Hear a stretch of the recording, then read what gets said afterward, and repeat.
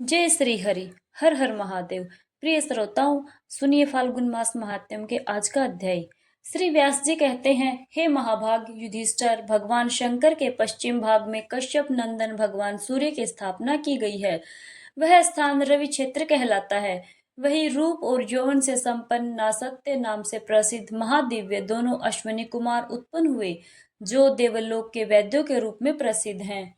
विश्वकर्मा जी की पुत्री संज्ञा अंशुमाली भगवान सूर्यदेव को ब्याही गई थी। संज्ञा के यमराज और यमुना, यह दो संतानें उत्पन्न हुई।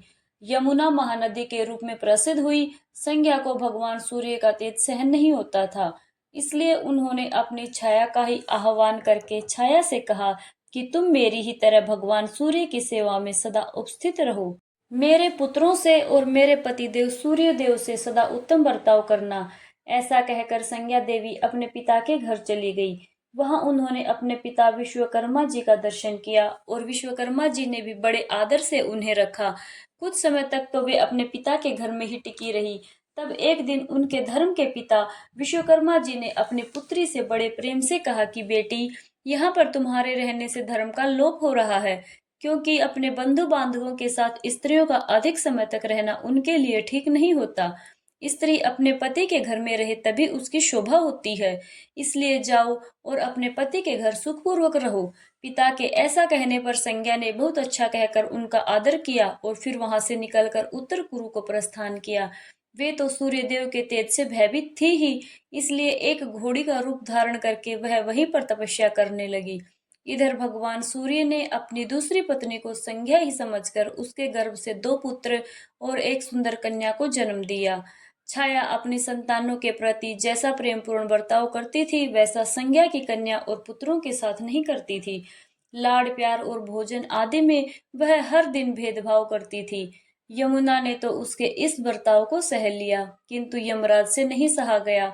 उन्होंने पिता के पास जाकर प्रणाम करके कहा कि तात, यह मेरी माता नहीं है। यह सुनकर भगवान सूर्यदेव ने छाया संज्ञा को बुलाकर कहा कि देवी संज्ञा कहाँ चली गई। उनके बार बार पूछने पर भी जब उसने नहीं बताया, तब वे क्रोध में आकर श्राप देने के लिए तत्पर हो गए, जिसे भयभीत होकर फिर उसने सारा वृतांत जो का त्यों सुना दिया। सारी बात जानने पर सूर्यदेव विश्वकर्मा जी के घर गए और विश्वकर्मा जी से उन्होंने संज्ञा के बारे में पूछा। वे बोले, देव, संज्ञा आपके भेजने से मेरे घर आई जरूर थी, किंतु मैंने तो उसे फिर से वापस भेज दिया था। यह सुनकर भगवान सूर्य ने समाधि में स्थित होकर देखा कि संज्ञा घोड़ी का रूप धारण करके उत्तर कुरुक्षेत्र में तपस्या कर रही है। उन्होंने ध्यान के द्वारा यह भी समझ लिया, तेज से असह्य होने के कारण वह मेरी ओर देखने में समर्थ नहीं हो सकी। आज 50 वर्ष बीत गए। उन्होंने पृथ्वी पर जाकर तपस्या की है। तब भगवान सूर्य बड़ी तेजी से संज्ञा के पास गए। उस समय वे धर्मारण्यपुर में आकर तपस्या में लीन थी। भगवान सूर्य को आया हुआ देखकर सूर्य पत्नी संज्ञा पुनः घोड़ी के रूप में स्थित हो गई। तब यह सब देखकर भगवान सूर्य भी अश्वरूप हो गए। फिर उन दोनों का मिलन हुआ। इससे वे दोनों अश्विनी कुमार जुड़वे प्रकट हुए। उनके दाहिने खुर से पृथ्वी खुद जानने के कारण वहां पर एक कुंड बन गया और उसमें जल प्रकट हो गया। इसी प्रकार पिछले चरणों से भी एक दूसरा कुंड वहां पर बन गया। उसमें स्नान करने से मनुष्य सभी पापों से मुक्त हो जाता है और उसका शरीर कोढ़ आदि रोगों से कभी पीड़ित नहीं होता। राजन, इस प्रकार तुमसे अश्विनी कुमारों की उत्पत्ति का वृतांत मैंने सुनाया। देवताओं ने वहां जाकर सूर्यदेव को वकुल वन के स्वामी के रूप में स्थापित किया। साथ ही वहां पर संज्ञा रानी और दोनों अश्विनी कुमारों की भी स्थापना की गई। जो मनुष्य इंद्रियों को संयम में रखकर श्रद्धा पूर्वक सूर्य कुंड में स्नान करता है, वह महानरक में पड़े हुए अपने पितरों का भी उद्धार कर देता है। जो श्रद्धा पूर्वक देवताओं और पितरों का तर्पण करके उस कुंड का जल पीता है, उसका पुण्य कोटि गुना हो जाता है। रविवार युक्त सप्तमी में और चंद्र ग्रहण तथा सूर्य ग्रहण के समय जो सूर्य कुंड में स्नान करते हैं, वे फिर कभी वापस गर्भ में नहीं आते। संक्रांति, व्यतिपात और वैदती योग में पर्वों के अवसर पर शुक्ल और कृष्ण पक्ष की पूर्णिमा, अमावस्या और चतुर्दशी को जो सूर्य कुंड में स्नान करता है, उसे कोटि यज्ञों का फल प्राप्त होता है। जो मनुष्य एकाग्रचित होकर वकुलादित्य का पूजन करता है, वह जब तक सूर्य देव तपते हैं तब तक परम धाम में निवास करता है। उसे कभी सांप से भय नहीं होता। भूत और प्रेत आदि की बाधा भी नहीं होती। जो मनुष्य रोगग्रस्त हो वह सूर्य कुंड में 6 महीने तक स्नान करने से सभी रोगों से मुक्त हो जाता है। हे धर्मराज युधिष्ठिर, जो मनुष्य इस धर्मारण्य क्षेत्र में कन्यादान करता है वह उस विवाह यज्ञ से पवित्र होकर ब्रह्मलोक में भी पूजित होता है। इस क्षेत्र में गौदान, सैयादान, मूंगा, घोड़ा, दासी, भैंस, तिल और सोने का दान करना चाहिए। रविवार युक्त सप्तमी तिथि में जो वकुलादित्य का स्मरण करता है उसे ज्वर आदि रोगों, शत्रुओं तथा व्याधियों से भय नहीं मिलता। युधिष्ठिर जी ने पूछा, मुनि, वह भगवान सूर्य का वकुलार्क अथवा वकुलादित्य नाम कैसे पड़ा?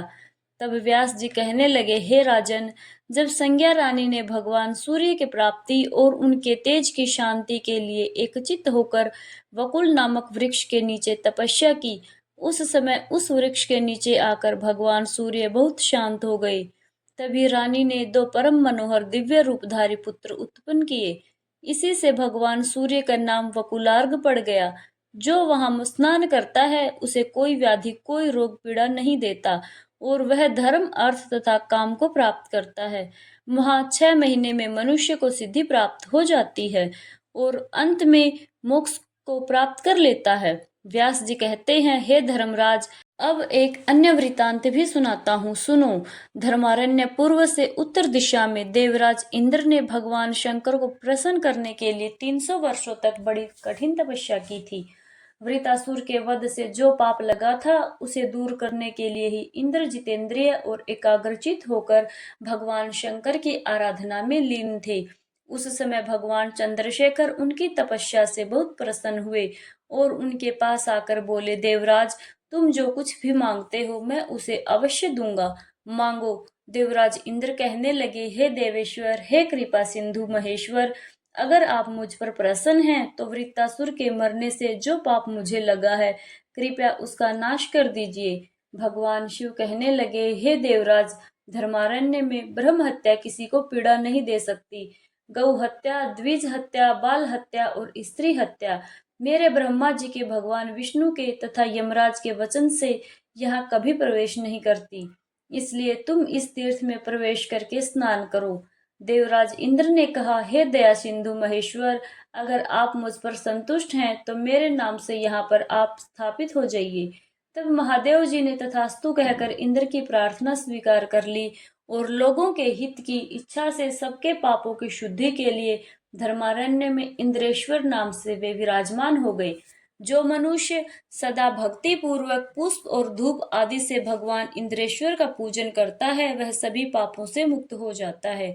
विशेषतः माघ मास में अष्टमी और चतुर्दशी तिथि को सब पापों की शुद्धि के लिए भगवान शिव की पूजा करने वाला पुरुष शिवलोक में प्रतिष्ठित होता है। जो चतुर्दशी तिथि में सांग रुद्र जप करता है वह सब पापों से शुद्ध चित्त होकर परम पद को प्राप्त होता है। जो कुष्ठ आदि महारोगों से ग्रस्त होते हैं वे स्नान मात्र से शुद्ध होकर दिव्य देह धारण कर लेते हैं। जो स्नान करके देवाधिदेव इंद्रेश्वर का पूजन करता है वह ज्वर के बंधन से छूट जाता है। जो बांझ, दुर्भाग्यवती, काक वंध्या या जिसकी संतान बार बार मर जाती है वह मृत वत्सा तथा महादुष्ट नारी कुंड में भगवान शिव के आगे स्नान करके एकाग्रचित से उनकी पूजा करती है तो वह स्नान मात्र से ही शुद्ध हो जाती है। इस प्रकार देवराज इंद्र को बहुत से वरदान देकर पिनाकीधारी भगवान शंकर देवता और असुरों से सेवित होकर अपने धाम को चले गए। इसके बाद वहां तेजस्वी इंद्र भी अपनी पुरी को गए। इंद्रपुत्र जयंत ने भी वहां उत्तम शिवलिंग की स्थापना की। उस लिंग में स्थित भगवान शिव जयंत के द्वारा अपनी स्तुति सुनकर सदा उन पर संतुष्ट रहते हैं। राजन, वहां धरा क्षेत्र नामक तीर्थ है जिसमें देवमज्जनक नामक उत्तम तड़ाग अर्थात सरोवर शोभा पाता है। आश्विन कृष्ण चतुर्दशी के दिन उस सरोवर में स्नान और जलपान करके मनुष्य सभी पापों से मुक्त हो जाता है। विधि पूर्वक उपवास करके देवेश्वर भगवान शिव की पूजा करने से डाकिनी, शाकिनी, बेताल, पितृ ग्रह और नक्षत्र पीड़ा नहीं देते। वहां स्वांग रुद्र जप करने से सब पापों से मुक्ति मिल जाती है। अनेक प्रकार के रोग नष्ट हो जाते हैं। त्रेता युग की बात है। हे धर्मराज, लोहासुर नामक एक मदोन्मत्त राक्षस ब्राह्मण का वेश धारण करके सदा धर्मारण्य क्षेत्र में आता था। और वहाँ के धर्मा के ब्राह्मणों को बहुत सताया करता था।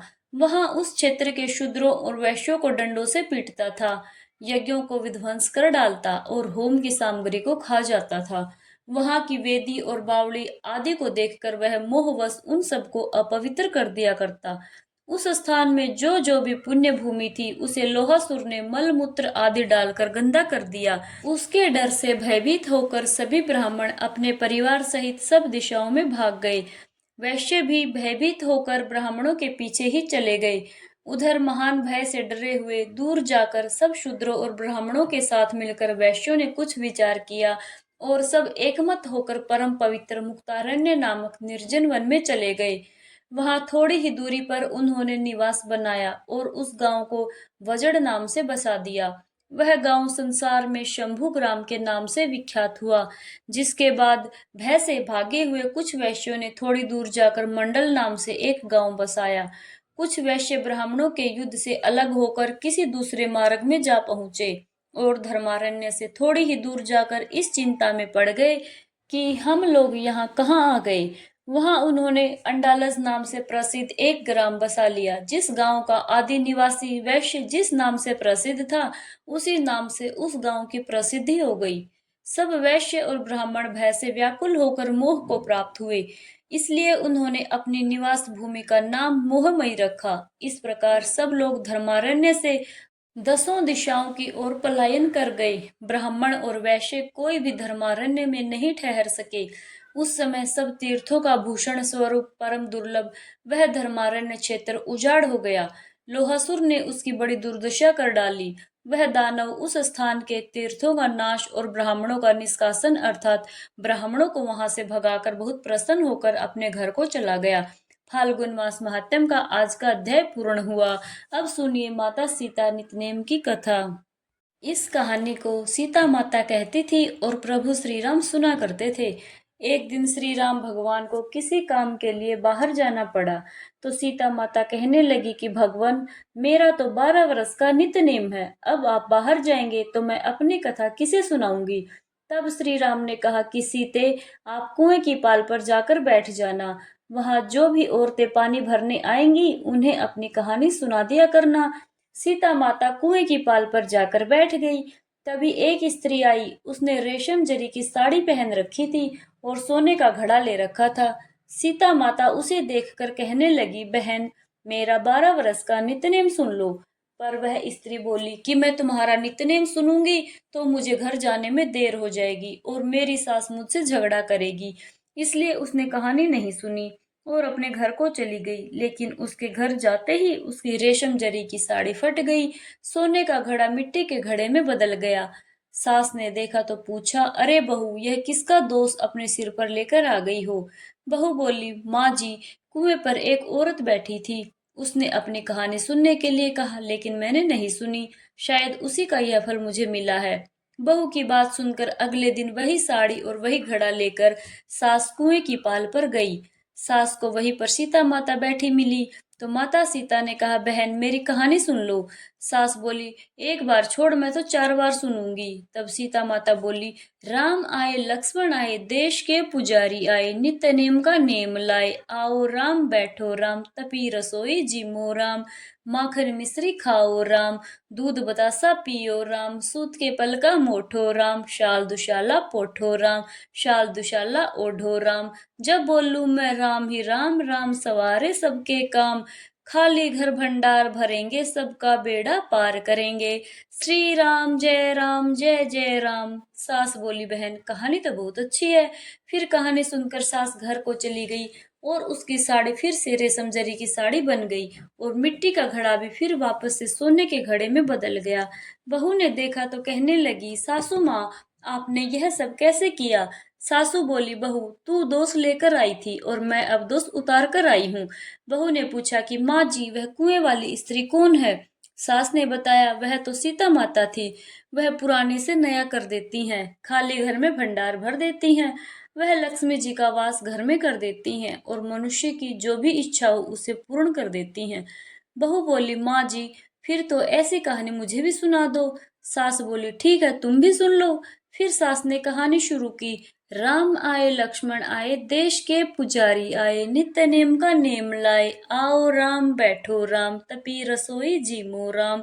माखन मिश्री खाओ राम, दूध बताशा पियो राम। सूत के पलका मोठो राम, शाल दुशाला पोठो राम। शाल दुशाला ओढ़ो राम, जब बोलू राम ही राम, राम संवारे सबके काम। खाली घर भंडार भरेंगे, सबका बेड़ा पार करेंगे। बोलो श्री राम जय जय राम। कहानी सुनकर बहू बोली, माँ जी कहानी तो बहुत अच्छी है। सास ने कहा, ठीक है, अब से हम इस कहानी को रोज किया करेंगे। अब सास बहू रोज सवेरे उठती, नहाती धोती और पूजा करने के बाद नित्य नेम की सीता माता की कहानी कहती। एक दिन की बात है, उनके यहाँ पड़ोस की एक औरत आई और बोली कि बहन जरा सी आँच तो देना। तो बहू बोली, आँच तो अभी हमने जलाई ही नहीं है। पड़ोसन बोली, तो फिर तुम सुबह 4 बजे से उठकर क्या करती हो? तो उन्होंने कहा कि हम तो सुबह सुबह उठकर पूजा करते हैं, फिर सीता माता की नित्य नेम की कहानी कहते हैं। पड़ोसन ने उनकी बात सुनकर फिर कहा, सीता माता की कहानी कहने से तुम्हें क्या मिला? तब वे दोनों बोली, सीता माता की कहानी कहने से घर में भंडार भर जाते हैं, सारे काम पूर्ण हो जाते हैं, मन की इच्छा भी पूरी होती है। पड़ोसन ने कहा, बहन अगर ऐसा है तो फिर मुझे भी कहानी सुना दो। तब बहू बोली कि ठीक है, तुम भी यह कहानी सुन लो। राम आए लक्ष्मण आए देश के पुजारी आए, नित्य नेम का नेम लाए। आओ राम बैठो राम, तपी रसोई जिमो राम। माखन मिश्री खाओ राम, दूध बताशा पियो राम। सूत के पलका मोठो राम, शाल दुशाला पोठो राम। शाल दुशाला ओढ़ो राम, जब बोलू राम ही राम, राम संवारे सबके काम। खाली घर भंडार भरेंगे, सबका बेड़ा पार करेंगे। श्री राम जय जय राम। पड़ोसन ने इस कहानी को सुना तो कहने लगी, बहन कहानी तो बहुत अच्छी लगी। अब वह पड़ोसन भी सीता माता के नित्य नेम की कहानी कहने लगी। कहानी कहने से सीता माता ने पड़ोसन के घर भी धन के भंडार भर दिए। देखते ही देखते अब तो पूरे मोहल्ले में नित्य नेम की कथा चल पड़ी और हर किसी की मनोकामना पूर्ण होने लगी। हे सीता माता, जैसे आपने उन सभी के घर धन के भंडार भरे, वैसे ही हमारे भी भरना। कहानी कहने वाले, सुनने वाले और हुकारे भरने वाले सबके भरना। सभी प्रेम से बोलिए सीता मैया की जय। प्रिय श्रोताओं, यदि आपको यह पावन कथा अच्छी लगी हो तो वीडियो को लाइक और शेयर अवश्य करें और ऐसे ही दिव्य कथाओं के लिए हमारे भक्ति भरी चैनल को सब्सक्राइब जरूर करें। हरि नाम का स्मरण करते रहिए। जय श्री हरि। राधे कृष्णा। हर हर महादेव।